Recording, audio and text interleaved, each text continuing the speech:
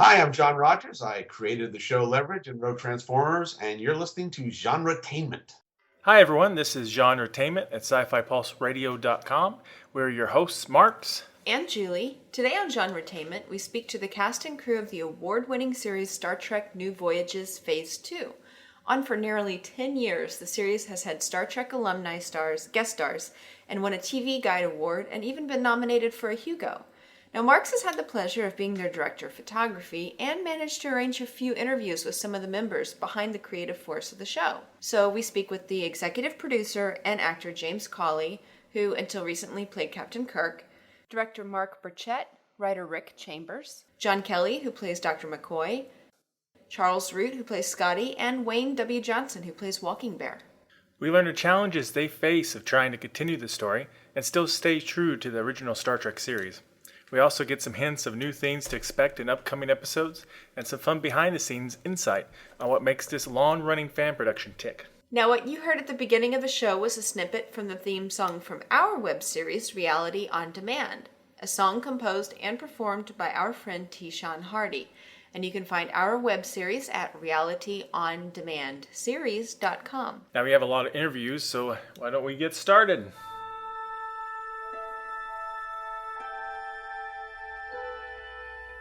Space, the final frontier.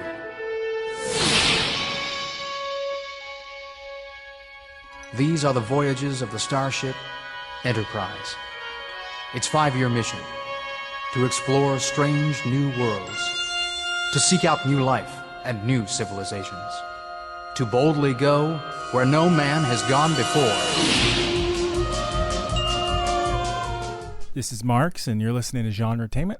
I'm here in upstate New York on the set of Star Trek Phase 2. I'm talking to one of the stars of the series. Can you introduce yourself, please? I'm John Kelley, and I play the part of Dr. McCoy. Okay, and you've been with this production for quite a while, right? Pretty much from the beginning, yeah. Back in 2003 was the first. August 2003 is when I first came out and hooked up with the production. How did you first get involved? Well, actually, oh boy. I actually found the production, or well, I should say the newly developing production on a prop site via the internet, obviously, back in 2003. And I think the site is now defunct or inactive. It was a site about props, or ASAP. Some people may be familiar with it. And I saw these guys who were sitting in this captain's chair with a mock-up of the bridge behind them, and my mouth just dropped open. It looked perfect. And they said, we're going to start a production of this remaking Star Trek, the original series. And I was like, oh my God, the bridge was like the holy grail, right? I must be a part of this. So I got a hold of then Jack Marshall, who was a director, producer, and James Cawley. And we just hit it off on the phone. And originally I came out just to help. I was literally just, I said, hey, I'll get coffee, I'll build set, I'll do whatever you want me to do. And so I came out the way I came out the first time was I was just a helper on the set. I was in various times through the first production. I was either in a red shirt, a blue shirt, and a gold shirt at different points as an extra. So that's how I got started. And then the original actor we had playing McCoy, James and Jack weren't as happy with the result, I guess, and so they asked me if I'd play McCoy, and I came back and we reshot all of McCoy's things for the very first one. And I'm assuming you're a Star Trek fan, right? Oh yeah, going way back. Where I grew up, I only got one channel, and as it happened, Star Trek came on I think at 4:00 on Thursdays, for whatever reason. It was in syndication, obviously at that time. This is the early '70s, but I had to go to my piano lesson. So I would see the teaser of every episode, but I would never get to watch the whole episode. But I just it was like, so I read up. Actually, the way I know Star Trek is more from the books and the magazines and the technical manuals and stuff. And I mean, I've gone back and seen the episodes, but I was a big fan even as a kid. So were you at all intimidated playing one of the main characters, playing McCoy? And how did you approach that acting-wise? Were you just going to try to make it your own, or how did you approach it? That's a great question. I was really intimidated. In fact, if anybody, please don't go watch it. But if you ever watch the original In Harm's Way, I'm very nervous.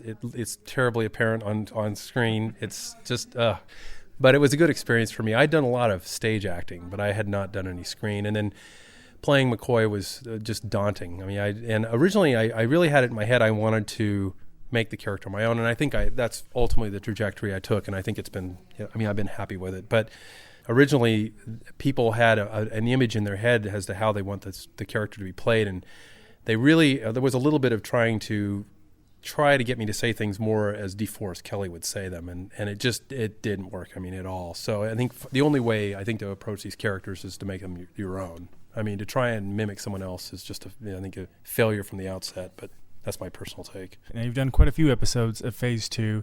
What's your favorite one? Wow. I think my favorite one is still World Enough in Time, for a whole, a bunch of reasons. And part of that was just having the opportunity to work with George Takei. And actually working with Walter Koenig was a lot of fun too. It was just, literally a dream come true. If somebody had told me that we would be working with these, well, in fact, George Takei's name actually came up for the very first episode in Come What May. There was some talk that we might get him to do a voiceover or something, and I just couldn't believe that he would possibly be involved in the production. And then a few years later to actually have him in one was just hilarious. The other one was I really enjoyed. I'm kind of getting away from my favorite episode as opposed to the people we've worked with. I mean, David Gerald was really a lot of fun to work with. I read a lot of his stuff as a kid. He was one of my favorite authors, and read his Starlog column as a kid religiously. But I think I'd probably say World Enough in Time is my favorite. The other one I really, really, really like a lot is In Harm's Way, because it's such a fun, just roller coaster, So those are, and then the later ones, I thought the Child turned out really well. Of course, we've got 3 coming out, and I haven't really had the chance to see those, so they haven't been judged yet. Bread and Savagery, you guys pose in 70s attire, 60s attire. Oh, yeah. So how would that feel to be that kind of out of Starfleet uniform? That was hilarious. We had a lot of fun on the set with that. There was a lot of laughs, and I thought the pictures turned out great. There's even, I think it'll be fun for people to see it, because in the script there's even some references to it, so it's kind of nice. And of course, that was the first time we worked with Brian Gross as Kirk, so that was a big change. But I was actually kind of worried, not about Brian, but I was worried because I was so used to working with James. We worked 7 or 8 years together, so it was a long time.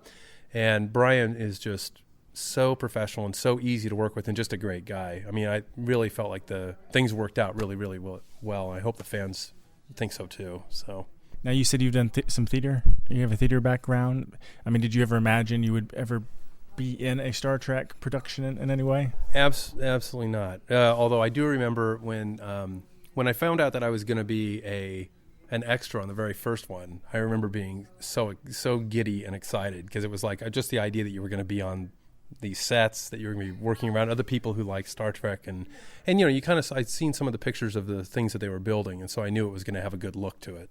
But yeah, I was thrilled. It was really exciting. All right, anything else you'd like to add? Just enjoy Phase 2, guys. It's a lot of fun to make, and if it's even half as much fun to watch, it's successful, because it's a lot of fun to make.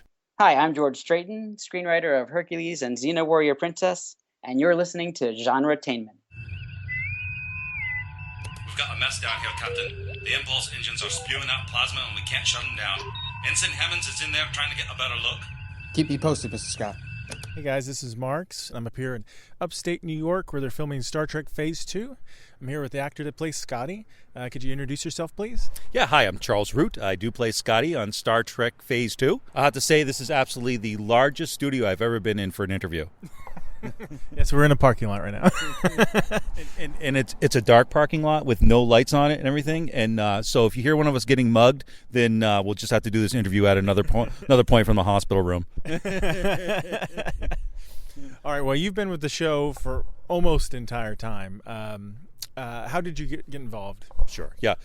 I was with, I actually had met James about, 13, 14. Is that a truck?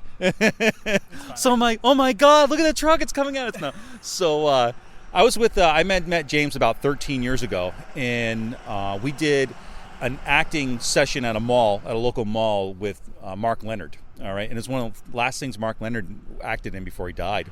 And I ended up getting randomly put on James's team, and it was a Star Trek skit that they wanted to. They're having like a little Star Trek convention, and so I met him and acted with him, and had it was a nice guy, and said, hey, let's exchange phone numbers and talk, because we all both like Star Trek. Put it away. Hadn't heard from the guy, for years and years and years, right? Then one day I see I had been started following Star Trek New Voyages, as it was called at the time, online before I had known they were up in this region. And one night I'm watching the news, and I had just happened to catch the 11 o'clock news, and I rarely watch the 11 o'clock news. It's way past my bedtime. And it goes, the Enterprise comes to the North Country. And I'm like, well, what's this? And I'm like, oh my God, that's that dude I saw at the mall. I met at the mall years ago, right? So I sent them an email because I thought, this is being done in LA or something along those lines. And I said, whatever you need, I would love to come and see what you guys are doing. Sweep the floors, whatever, okay? So yeah, come on down. So I came on down. I started doing some PA work, set building, that kind of stuff, before they started shooting the second episode, In Harm's Way. And the director at the time, Jack Marshall, who had played Scotty in Come What May, the pilot, he decided he couldn't do it anymore because it was tough to direct and act at the same time. He goes, would you like to do Scotty, and do you have any acting experience? I said, well, in college I did some acting, and I'm into politics, so I figure if you're in politics you need to be an actor. So of course, right? So that's how I got involved, and from there I've been Scotty in the last 11 episodes.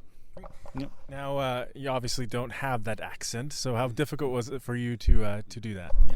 The accent, yes. So it has been either ridiculed or praised on two different levels. I can't do Doohan's accent exactly, and and Doohan's accent wasn't a Scottish accent either. No one's ever said from Scotland like, wow, man, that James Doohan had a phenomenal Scottish accent. So I kind of just do what I can do for a Scottish accent. I seem to like it. Some people seem to like it. Like I said, I've been ripped apart about it. So it's just something that you practice, and now it's a lot easier to fall into. Originally, it was a lot tougher. I'd sit there and have to go over the lines, think of the lines of Scottish. But now, when somebody gives me something, it's just a lot easier just to kind of drop into it now that I've done it for so many years. Now, along those lines, stepping in with an already established character, how much did you decide to keep the mannerisms of the original actor, and how much did you decide to make it your own? Yeah. No one's going to replace James, except maybe Chris. Let me tell you, Chris does a phenomenal recreation of his father's work, and I think Chris Doohan is amazing. And having spoken to Chris says he thinks his dad would have been happy with what I was doing, and that's high praise. And I look to do Scotty as a tribute to what James did, and picking up the mannerisms, try to put some of the inflections in my face that he used to do, especially when, like in the recent episode, Bread and Savagery, where Scotty's in command of the Enterprise for the entire episode. He's got to get that look, that angry look, and James Doohan did that, so well, and that's what I try to mimic. But other than that, you don't want to come off as a parody. So I try to pull back a little bit, okay, and I try to go in with Scotty being a little more tough, a little more military than the way James Doohan portrayed him, right? So that's what I kind of add to it. I'm trying to be perhaps a little more, Starfleetish than what James Doohan had done. Okay. Yeah. Now there have been a number of Phase 2 episodes. What's your favorite? So my favorite episode, boy. Well, I have to say, the kind of high water mark for us was World Enough in Time, when I was with George Takei, and having an actual scene with George was incredible, and something that is great to have on a resume. That was really cool. I think the other episode that I really like is Katoomba, which is I think going to be a phenomenal Klingon episode. And then Bread and Savagery, the one we just filmed, I really like as well because, again, Scotty's in command of the Enterprise for the entire thing. Is there any funny stories that happen on set? Sure. There's usually not, especially when you get like Doc John and me and James Cawley together and those guys. It usually breaks down into sophomore, behavior pretty quickly. I would have to say there is a great, if you're looking at self-deprecating humor, right? I think that one would be where the first time I met George Takei, I was in uniform. George was already on set, and this is the conference room set. So I walk in right to meet him, and he goes, "Oh, and look, we have a young Jimmy Doohan here, and he's got Jimmy's belly as well." And I was like, oh my God, man. I go to George Takei just called me fat, right? And everyone is just laughing their ass off because, my gut is kind of like a running joke here on the sets, Excuse me. Yeah. Are you Charles Root? I am. Oh Thank you. God, Yeah, right. So Yeah, awesome. yeah, right. Can I have your autograph, please? No, I'm sorry, sir. Security, please remove this man over please, here. please, I'm your biggest remove. fan. Hey, did you hear that gunshot over here? That was the last fan that asked for me. Yeah, all right. You're my biggest fan. Yeah. That was Bill Lutz, editor extraordinaire for Phase 2. He is also a incredible comic book artist. Absolutely amazing. You have to go check out Omniverse and see some of his stuff. Pathways, it's amazing. So please go check out his comic book work. Amazing. What about the mustache? I don't think I ever see you in a mustache out of character. Yeah. So the mustache. The reason why we have that is because we were really trying to transition Scotty into the Phase 2 movie era type of Scotty with the stash, and of course that was established for the Scotty character then. So we make that leap now. Personally, the look on me is not that great. It kind of comes off as 70s porn star, right? So you're either Scotty or 70s porn star, right? My wife likes neither. So when you ever see me in person, it's either clean shaven, full beard, goatee, but no stash. One of the people that I met as well through Star Trek New Voyages was Rod Roddenberry. Okay, he had come up here and shot In Harm's Way with us. And surreal moments. We shoot this in New York, in upstate New York, and there was we had set before we had the studio that we're in now. We were in a much smaller space, so we never had any room to set up any corridor or anything like that. So to do that, we had to rent out a gym and set things up there. So one night after we had been done filming, they needed the gym the next day, so we had to tear down. It was really late at night. And Rod just pitched right in, rolls up his sleeves, go like, let's tear stuff down, let's get this done. So it's like 2 o'clock in the morning, all right? And I am rolling the Jeffries tube, okay, which comes apart. It's this gigantic tube. I'm rolling the Jeffries tube up the main street of this small town with Rod Roddenberry.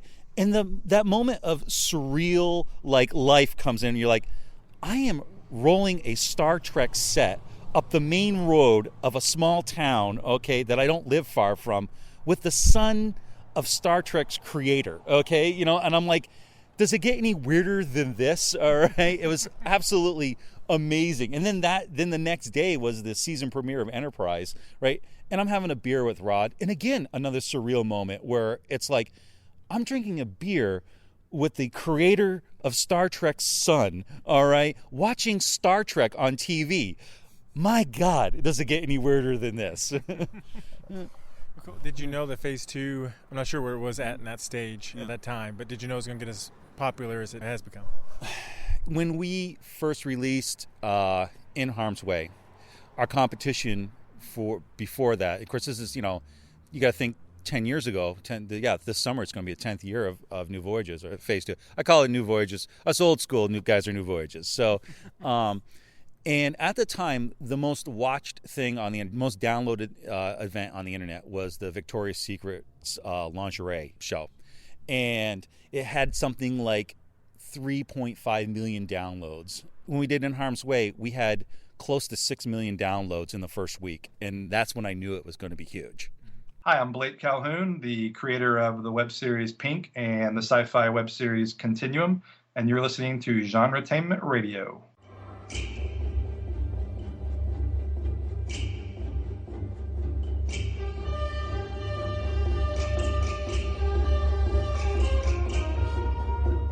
Okay, well, this is Mark with Genretainment here at upstate New York on a set of Star Trek Phase 2 with a couple of Klingons here. Could you guys introduce yourselves? Yeah, I'm Brian Tubbs. My name is Wayne W. Johnson. Great. Well, what can you guys tell us about Kitumba? Well, okay, so the idea of Kitumba is we're trying to transition and try and give the fans out there an idea of the transitional period and how we get these ridge heads and how we have these non-ridge heads. And also, there was the Klingon High Council. And how did that get set up? What was it like before the council? And so you get to see an interaction there between the Kitumba is actually their emperor, so to speak, but he's a young man and he's not fully in charge yet. And Malkthon here, he is his war guy, and he's pretty much running the show, but he's not doing things right.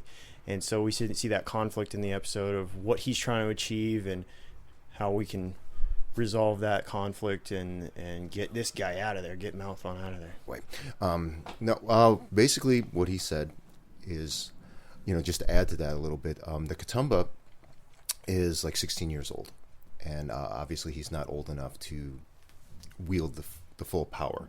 So in light of that, Malkthon has been basically granted, or he's the real power at the moment.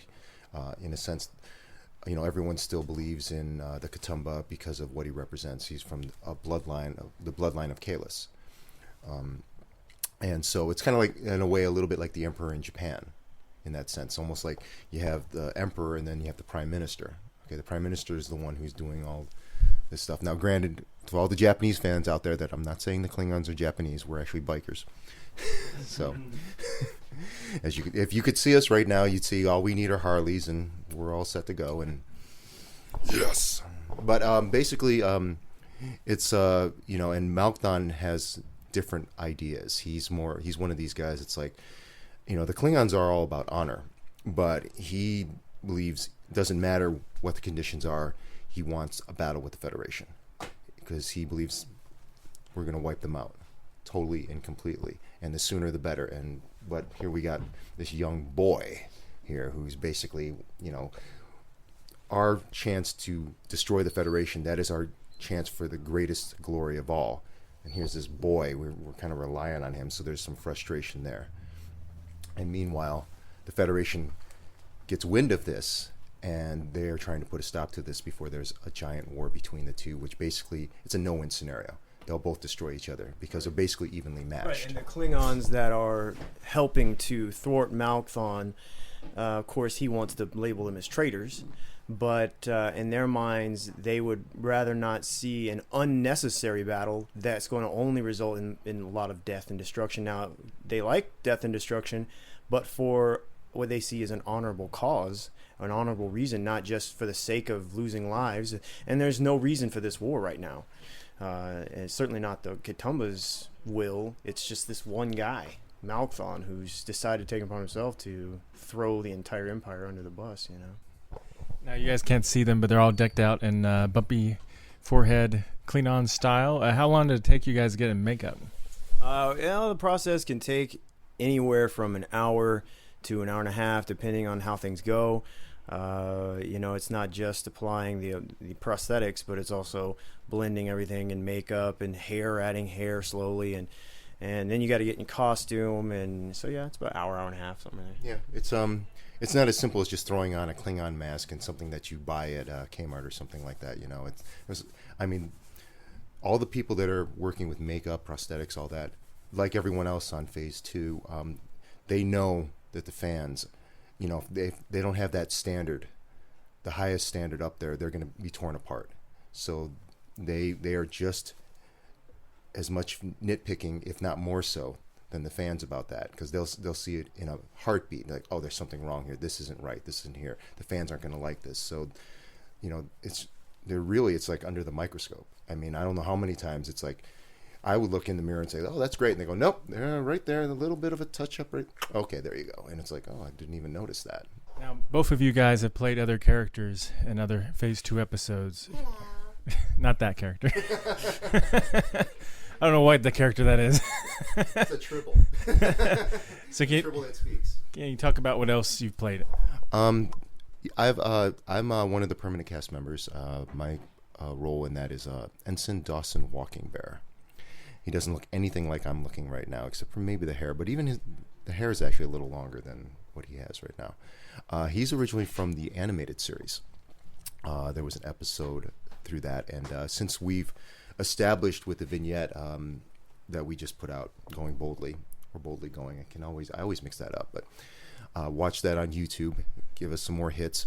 It's kind of been established that a lot of the fan productions that are coming out, especially there's more and more coming out because they've seen what Star Trek Phase 2 has accomplished, and they're like, oh, hey, we can do this too. And plus, the production values on the original series, it's not like trying to do a Next Generation, where the production values on the original was just so much higher, and it's just so much harder to duplicate.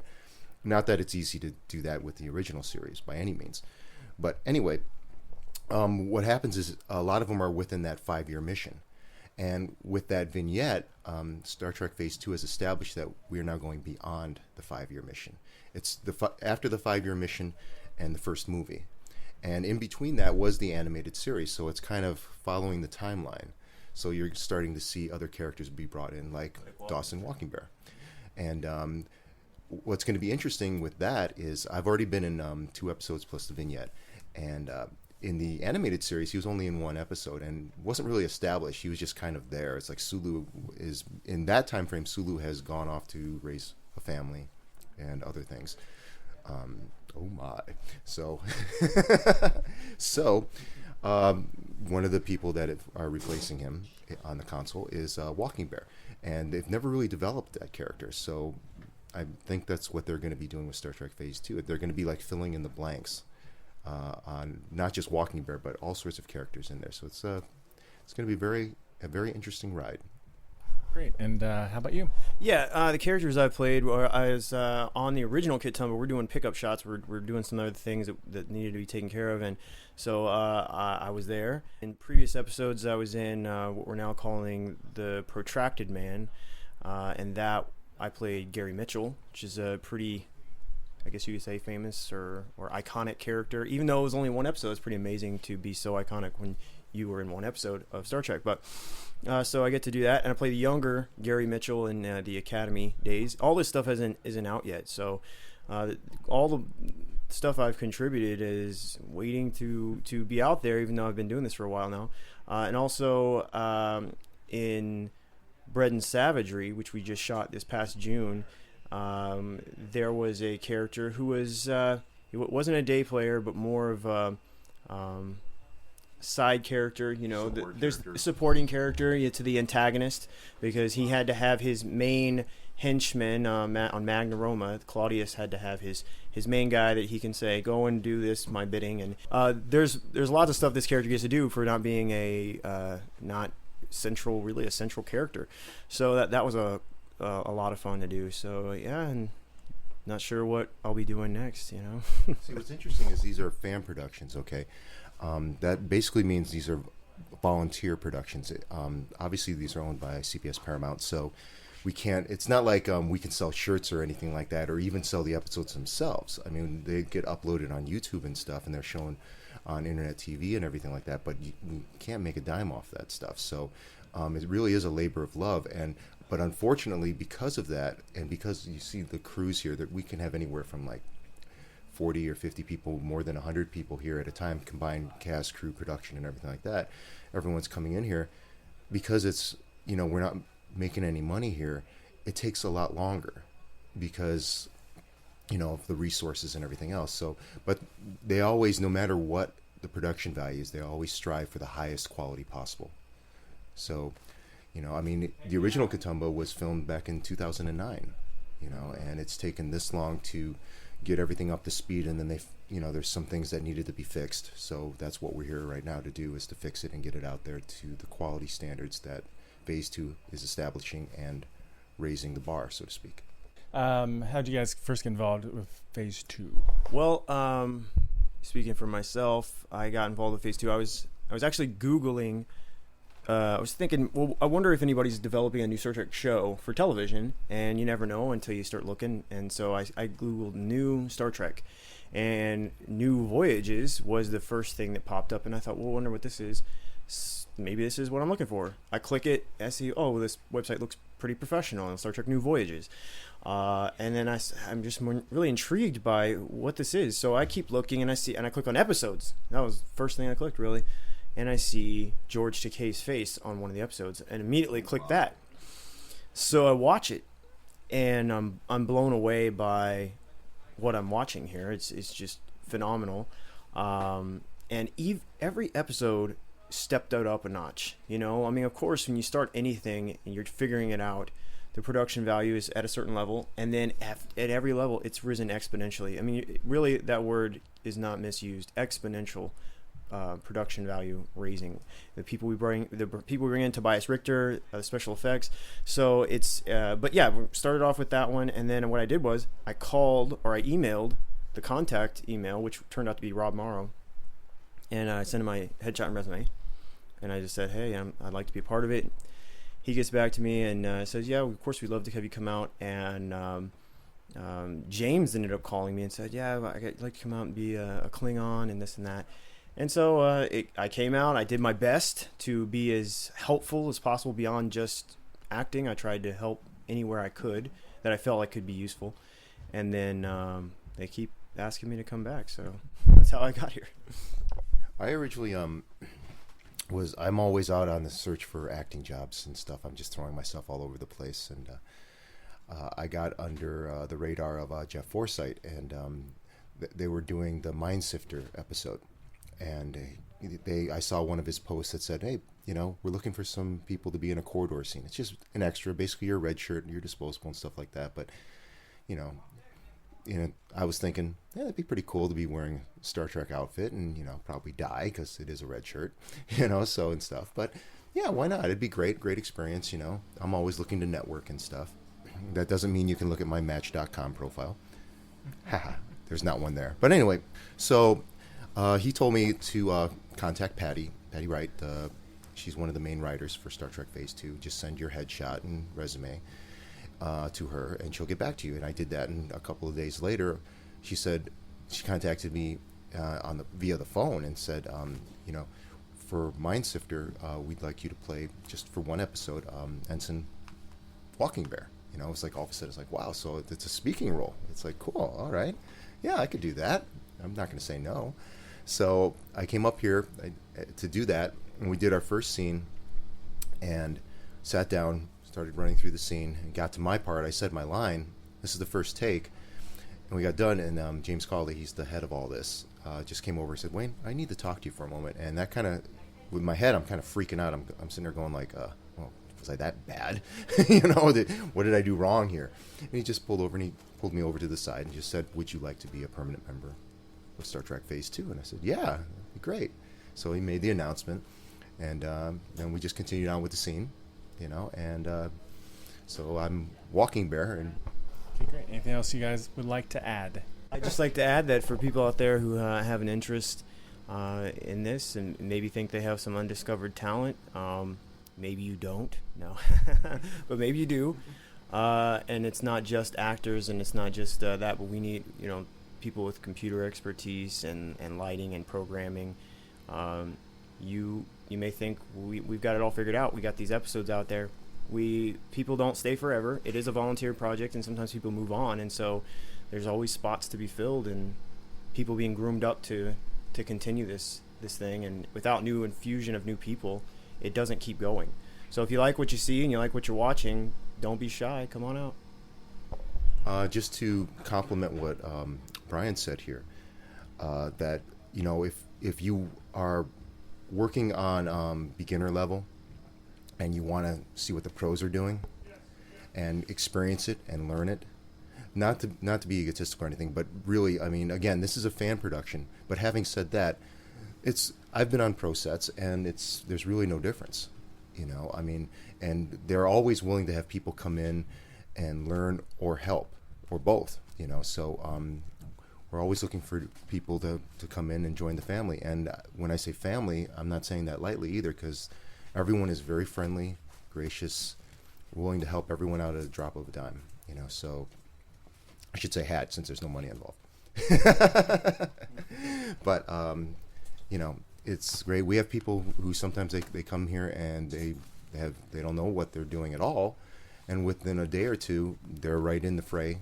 Because it's not like, oh, well, you don't know what you're doing, sit back, you know, and just know your role. It's, no, come on here, get right in, throw you right into the deep end, you know, but of course it's monitored and everything, and get you right into it, and you get that experience. It's great for networking. It's all the way around, cast, crew, whatever. It's a great experience. It's highly recommended for anybody who wants to be in. It's, and there's been so many people already that have been coming in. It's almost like a rite of passage in New York State. It's like if you want to get to the next level, you've got to be involved in at least one episode of Star Trek Phase 2. Hi, my name is Crystal Lowe from Primeval New World, and you are listening to Genretainment. Captain's log, stardate 2623.3. Urgent cryptic orders have mysteriously diverted the Enterprise to Space Station K7 and the disputed area with the Klingon Empire. This is Marx. I'm up here in upstate New York where they're filming Star Trek Phase 2. I'm about to speak to the man himself who created Phase 2. Could you introduce yourself and talk a little bit about Phase 2? Well, you know who I am. You work on Phase 2. Yes, I do work on Phase 2.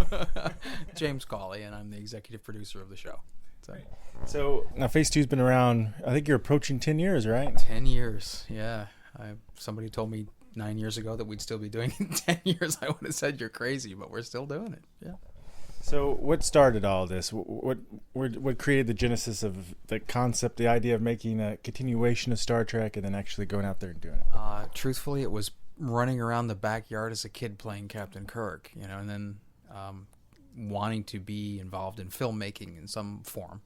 So I just wanted to, keep playing Captain Kirk, and I wanted to be able to look back at it. So that was it. So how do we film it? And then it took on this whole, more serious thing, this serious outlook, I guess, as the thing started snowballing and more people started getting involved, and just became this big glorified hobby. You actually have a replication of the bridge, right? The bridge, the transporter room, sick bay, briefing room, quarters, and corridors. Yeah, we're not missing too much. Are those based off blueprints? I mean, actual measurements? Or? They are built from the original studio blueprints that were gifted to me by Bill Tice when he passed away in the early 90s. I've lost track at the time. But now you're obviously avid Star Trek fan, Really? I'm just guessing.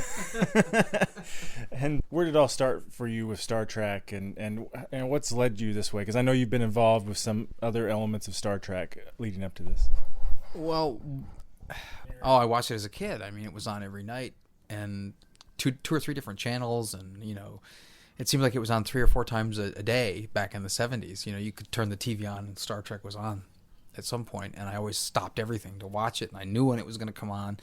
So if I was out with a gang of friends, I knew that, okay, it's 4 o'clock, I have to run and turn Star Trek on. I mean, I was literally that hooked on it, and I think as a kid I liked the whole spaceship and aliens and all that kind of thing. And then as an adult, I started to appreciate what they were talking about, what they were trying to accomplish with the show. And I don't know, unlike any other sci-fi creation, it just spoke to me, and it always has, still does.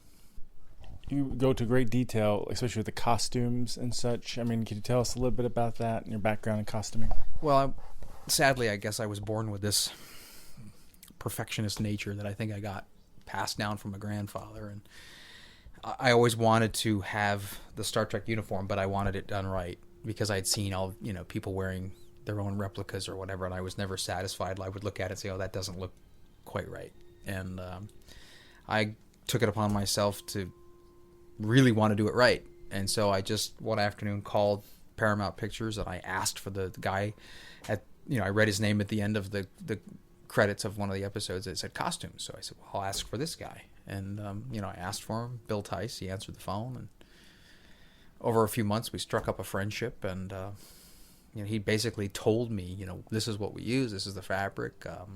These are the colors. I'll send you some pieces. And then as the friendship grew, he gave me more and more things and, tricks of how they were put together and all that stuff. So I was able to get the perfect uniform out of it. Then apply that to the film project. Now, whenever you were picking out scripts or projects to make a Phase 2 project, what is it that you're looking for? What do you think makes a good Star Trek script? Well, initially I didn't pick the pilot and I didn't pick the second one. It was because we either had somebody that had it or offered to do it, and I was so new to the game that I didn't even think about it. But when they weren't quite what I was looking for, in retrospect, I started saying to myself, what is it that I like about Star Trek? And then I wanted to find something that spoke to not just me, but other people. I didn't want sci-fi fluff. I wanted something of importance, which is why we did the Walter Koenig episode, which, was this whole looking back on your life and have I been a success or have I failed at my life, and what kind of an impact have I had with others in my life. And then we did World Enough in Time, which was this huge event for us, and then my personal favorite, which is Blood and Fire, because it was a very relevant topic. I thought that Star Trek had never had the guts to address officially. So things like that, anything that talks about the human condition and the relationships that everybody have. I really feel that when you're going to do Star Trek, you have to pay respect to the guy that laid down the laws, and that's Gene. And if you can't follow the example that he established, then don't make it. Don't make it. Now you mentioned a few Star Trek alumni who've made appearances. For those people who maybe have not watched Star Trek Phase 2, could you mention just a little bit about the backgrounds of some of those people who have made appearances, both on screen and off screen? Oh, there's a lot, and we owe so much to so many. Doug Drexler, Emmy and Academy Award-winning artist, both in makeup and special effects. Kevin Haney won the Oscar for makeup, contributed to the show. Mike and Denise Okuda have always provided artwork to us. Jim Vanover from the art department at Star Trek. Walter Koenig, Chekhov has appeared as Chekhov. George Takei has appeared as Mr. Sulu. Grace Lee Whitney, Yeoman Rand has been with us. Nichelle Nichols was here filming. You're putting me on the spot. There's so many. Mark Scott Zickery, who wrote for Deep Space Nine. Michael Reeves. David Gerald, again, wrote The Trouble with Tribbles and did Blood and Fire for us, and dear friend. I mean, a lot of and a lot more than I'm not mentioning. Rod Roddenberry. The list is pretty long. And a lot of extras, Mr. Kyle from the original John Winston. There's so many.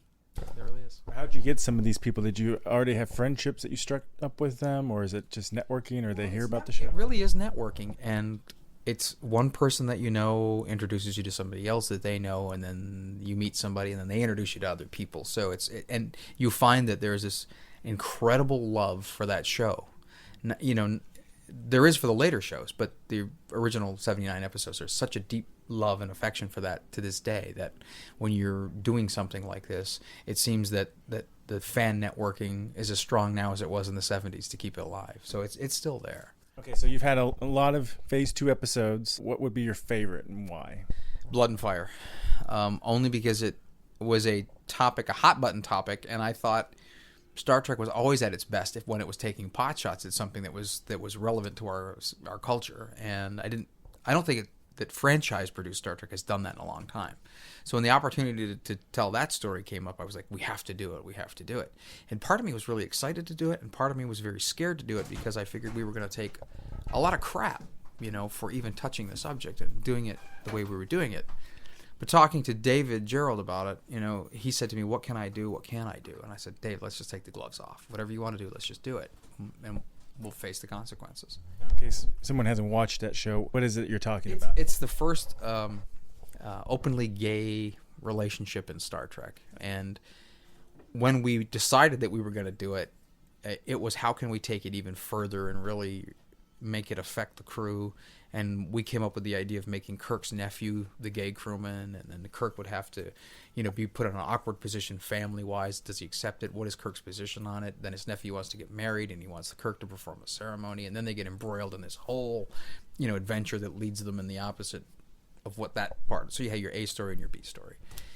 And I knew that there was going to be this huge audience of people that wanted to see it and would support it, and that if we shortchanged them, we would be crucified. And then I knew there was going to be this whole other segment of the population that would be upset that we did it, and I feel we were going to be crucified by them. So we were on a really tight line. We had to be very careful. I had just hoped that we affected people, and we did, and that was what was important about it. And now you just mentioned a new character that was introduced. That was Kirk's nephew. Well, he's not a new character. He was actually introduced in the original series. His nephew Peter was introduced in the episode Operation Annihilate. He was younger, but he was in the episode. We fudged the timeline a little bit so that we could make him a little bit older. We speculated that maybe Peter was 12 or 13 in that original episode, so we just kind of bumped him up to like 18, 19. And you have a number of other characters that are secondary characters to Spock and McCoy and Kirk, like Zahn, and I think online you've hinted to Walking Bear. Yeah, Walking Bear is now on board, and Erex is on board as a fully CGI character, and Chris Doohan, James Doohan's son, does the voice, which is really nice, and it kind of connects the animated series to the live action episodes, which has never been done. And what made the transition from it being called New Voyages to Phase 2? Well, I always had a fascination with everything about Phase 2, which was the unproduced second series. I had this real passion for it, reading about it, seeing that they were going to use the original wardrobe but kind of change the sets. And then we had this change of direction and personalities behind the scenes, and so I thought, you know what, let's just kind of reinvent ourselves as Phase 2, New Voyages / Phase 2, and keep going, and bring in all these other elements to kind of bridge the connection between the original series and the movies. Let's really show how they get to the movies that we all know and love, because as you have all these years in between, nobody knows what these people were doing. So that became the idea. This is where our episodes would fall, in between this last episode in 69 and the first movie in 79. So we had that 10-year gap to fill. So how many episodes do you guys have online? God, I've forgotten. How many are online? 8?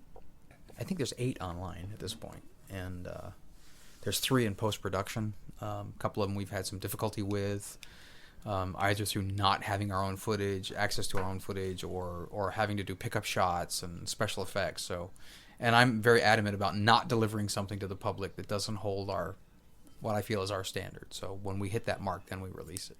And you developed a really good visual effects team. Oh, I think so. We've got some really great people involved, and it seems like we have newer people coming in all the time. So it's.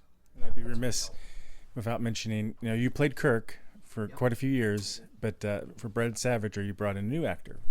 Yep, and it was the best thing that I think I ever did. I enjoyed playing Captain Kirk, but there was this stress level of having to memorize that dialogue and worry about every other aspect of the show, and then having to deal with any fan backlash if one part of the show, whether it be my performance or costumes or sets or whatever, didn't meet the standard that they think we should be at. So I thought to really make our show that much more slick and polished, I needed to get out of the acting business and find an actor, a real actor that was capable of playing the part, doing it justice, and that's what we did.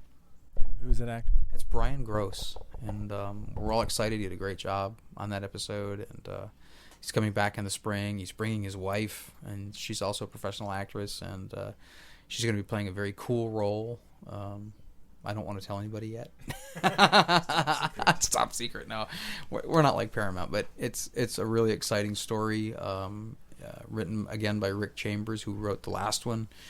And we're just all really jazzed about it because it really connects the pieces to one of Kirk's pivotal relationships of the past and shows you how those people came together and leads to elements, that people see in the future. So, great. And whenever you started to play Kirk, whenever you had to make those first acting decisions, what did you decide, like how much Shatner was going to be and how much of you was going to be in that Kirk? Well, believe it or not, I mean, sometimes I was accused of being too much like Shatner, but I never.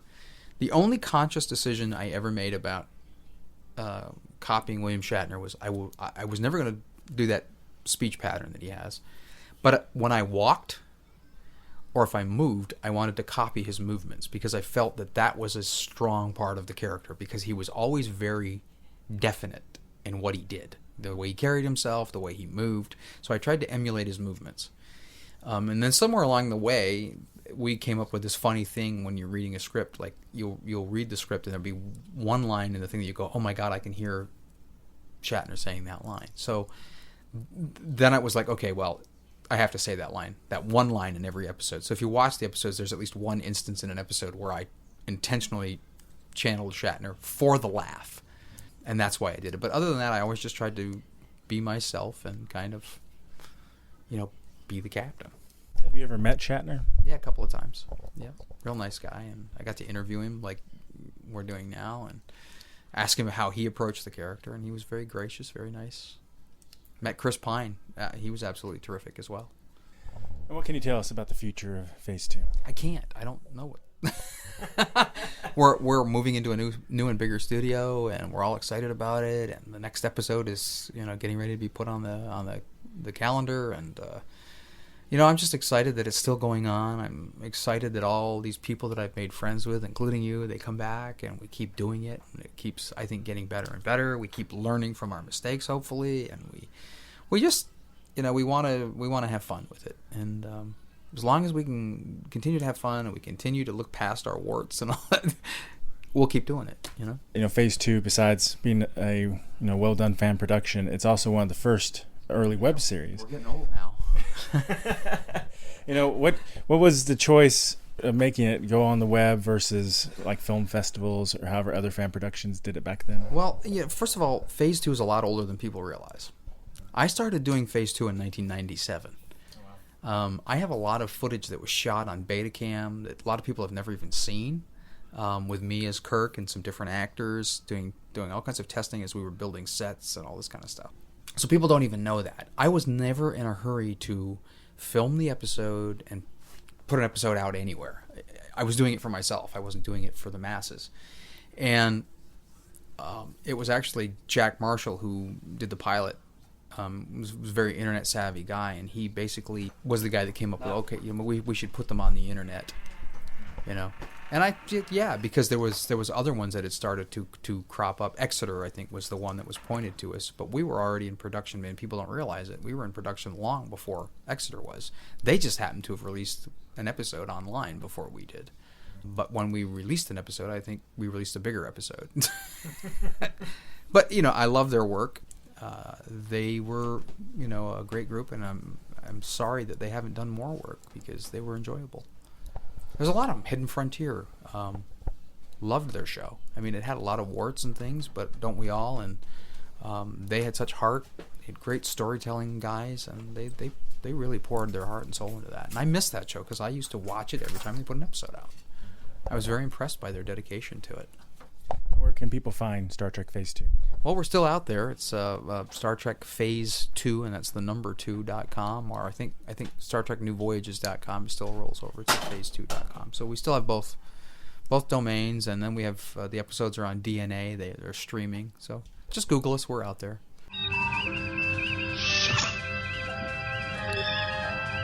Captain on the bridge. Mr. Spock? Captain. Mr. Scott. We're ready, sir. Phase 1 test showed that she's exceeded all design expectations. Then let's begin Phase 2.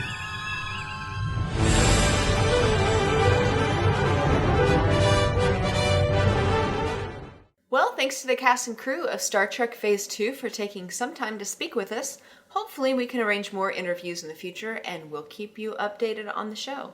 So that's it for today's Genretainment. Check back next week when we speak with all new guests. So join us back right here on this channel at sci-fi pulse radio.com. Until next time.